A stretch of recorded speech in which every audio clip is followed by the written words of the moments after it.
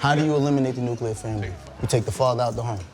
Yes. So if you want to show a race of people, right, who are dysfunctional, you constantly show them on TV in one way, which means when you have producers who are creating shows, who's gonna be the villain? The black guy. Who the rapist? The black guy. Who the absentee father? The black guy.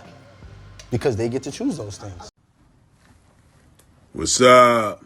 This bruh man from the fifth floor. I just want you to know that you watching You Just Got Juiced reactions. Don't forget, you got the juice now.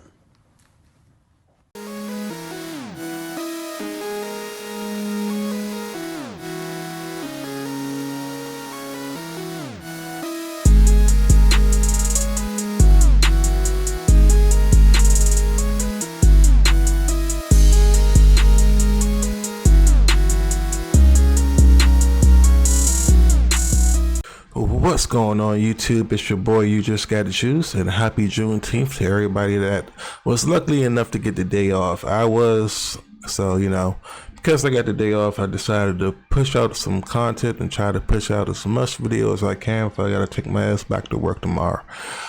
Yesterday it broke news that Tyler Perry was getting sued for $260 million for sexual harassment in the workplace, along with other allegations. I haven't did a video on that yet because it wasn't surprising news to me. Any person that wears a dress for a living for the past 24 years obviously got some issues, especially when he says the first weapon he ever touched was his mother's hand. Once he said that, I said, yeah, that boy's gay as hell, man. But so I watched this show with my girlfriend called Sisters. Don't ask why. I just watch it because it's just our thing to do.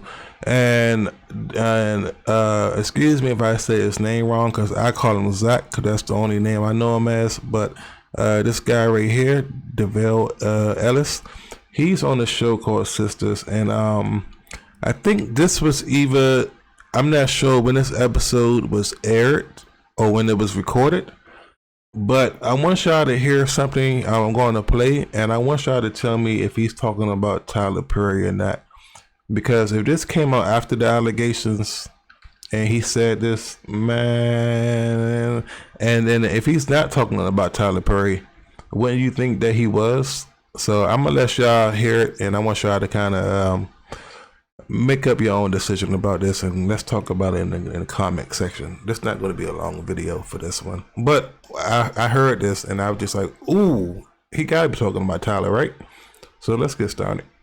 Reason for the season is the vegans. So, man, I got one first question I want to ask y'all as we get down.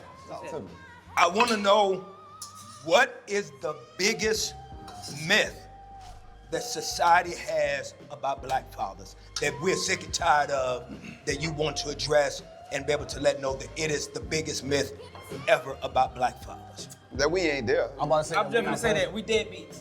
No, we might not be there. We be across the street, grandma's house somewhere. Like, We down the street. might not be in the house. Fact of the matter is, studies show that black fathers are the most present in their kids' lives. Really? Your talk, man. Amongst all demographics. Wow. On top of that, single fathers have a higher graduation rate and lower incarceration rate than single moms and dual family households combined. That is a fact. They ain't gonna like that. So if you were raised in a house, so you know. So then with those stats really being relevant. Hopefully I don't get no copyright strike with all this music they got playing in the background. Now, where is this myth still continuing to come from, you think? The narratives. Think about it, right? We all watch TV. Everything that we consume comes from either through a phone, TV, or film, right? There are people who have agendas, right? And part of that agenda is creating a separation between men and women in our communities. It's always been that way. It is a fact. We can't act like it's not the case. It is the case. The easiest way to disturb the distribution of black wealth from generation to generation is to eliminate the nuclear family. How do you eliminate the nuclear family? You take the father out the home. Yes. So if you want to show a race of people, right, who are dysfunctional, you constantly show them on TV in one way. Which Tyler means Perry, you have right? Producers who are creating. He not talking. He gotta be talking about Tyler Perry, right? He said when you show him on TV in one view. Way, which means when you have producers who are creating shows, who's gonna be the villain? The black guy. Who the rapist? The black guy. Who the absentee father? The black guy. All the Tyler Perry movies and TV shows, right? I mean, I think Zach might be the only good character on the Tyler Perry show, but even in the beginning, he was going to jail and stuff like that, man. So it's like, you know. Because they get to choose those I things. think people in pain speak louder than people in peace. But yeah, that's what, like I said, I really think he was talking about Tyler Perry. Like I said, I could be wrong, but he do got a point, you know. It's like, it's like the argument that everybody always say about Tyler. Why do you keep portraying black people in the same light instead of doing something better? And he's capable of doing it, because I'm trying to think if he have done it before. Okay, like with Straw. Now this is not a good example, but he's capable of actually writing a good story without putting the black man down. Did any black man get put down in that movie?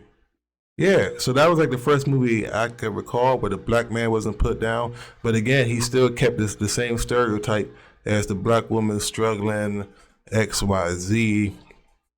So, you know, it's just like, and then but people watch these movies, like, I mean, yeah, they can relate to their own personal trauma, but are you giving them anything to like help them get out of that pain? Or like, are you giving them any advice, or is it just always the same? And then you're going to get saved by the light skinned dude, or somebody's going to save you after you have all these kids or something like that. Like, that's a fairy tale, bro. And again, you could tell something happened to Tyler Perry when he was young by what he said on the BET Awards. The first weapon I ever touched was my mother's hand. If that don't sound gay as hell, then man, I don't know what gay is, bro. So maybe he just going off his personal issues with his mother that he seen, and that maybe he was raised in a single parent home and his mother taught him how to be the best woman that he could be. But obviously there's something going on, and I'm not taking anything away from him putting money into black people and helping black people out. But after these lawsuits, so that's what if you man, it just got me thinking about the Boondocks, man. Oh, I'm gonna say that for my next video.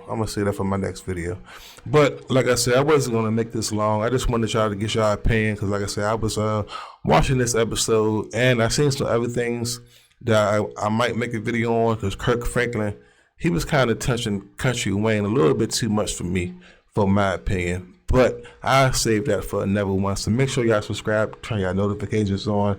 It's your boy, You Just Got Juice. We are out.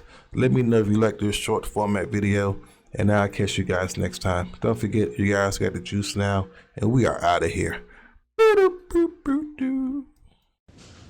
Hey, what's going on? It's your man, Ryan Hollins, 10-year NBA veteran, Houston Rockets analyst. And guys, I need you to do me a favor. Do me one big favor, man. Listen, man, you guys are watching. You Just Got Juiced. Reactions. Subscribe now. Make sure you don't miss out. Don't forget, you got the juice now. You hear me? You got the juice now. You just got juice. Come on, family. Make sure you guys check out. Don't miss anything. Tune in. Stay tuned. We'll see you soon. Peace.